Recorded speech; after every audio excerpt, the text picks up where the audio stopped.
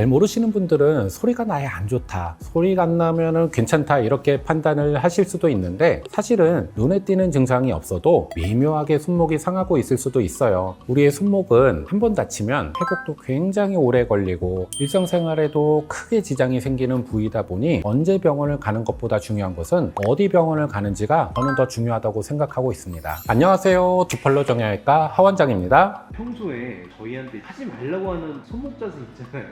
그거 좀 얘기해 주실 수 있을까요? 네. 이게 제가 직업병처럼 안 좋은 손목 자세를 보면은 잔소리처럼 이야기를 하는데, 영상을 보시는 시청자분들도 도움이 많이 되실 것 같습니다. 그래서 오늘 주제는 의외로 잘 모르는 손목 망치는 자세 3가지에 대해서 알려드리도록 하겠습니다. 우리의 손목은 아주 예민하고 동시에 우리가 하루 종일 쓰는 부위거든요. 비유를 하자면 자동차 핸들과 같습니다. 매일같이 돌리고 잡고 하잖아요. 그 핸들이 삐걱거리면 운전을 할 때 굉장히 불편해지겠죠? 손목도 마찬가지입니다. 그래서 손목 한번 고장나면 일상생활이 너무 힘들어져요. 그럼 손목이 어느 정도가 되면 좀 안 좋으시는 거죠?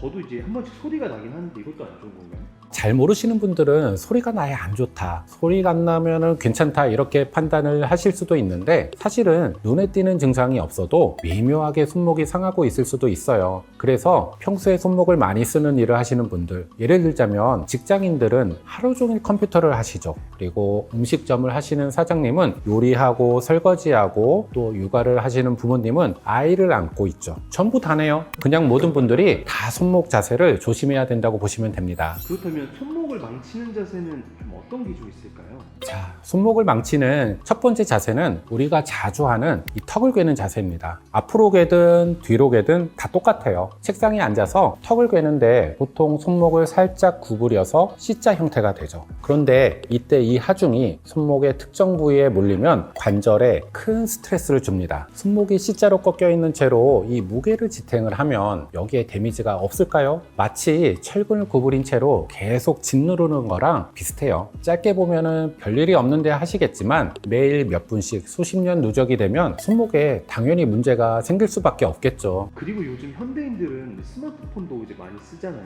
그런 것도 손목에 영향을 좀 줄 수 있나요?